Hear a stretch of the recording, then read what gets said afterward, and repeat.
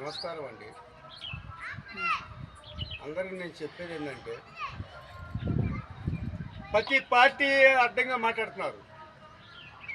హామీలు ఇచ్చిన వాళ్ళు అంతా వేరు. ఒక జగన్మోహన్ రెడ్డి మాట హామీ ఇచ్చాడంటే మాట మీద నిలబడతాడు. వీళ్ళందరూ వేస్ట్ మా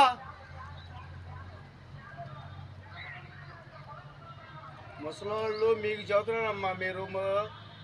మిమ్మల్ని మీ కొడుకులు చూసే చూడపోయినా ఒక జగన్ చూస్తాడు. నేను చెబుతున్నాను, ఎందుకంటే నేను ఒక అనాథలా బతుకుతున్నాను. నా భార్య వికలాంగులు, నాకు పింఛన్ వస్తుంది. ఇద్దరు బిడ్డలు నేను చదివించుకుంటున్నాను. డాక్టర్ డబ్బులు వస్తున్నాయి. నేను ఆటో డ్రైవర్ని.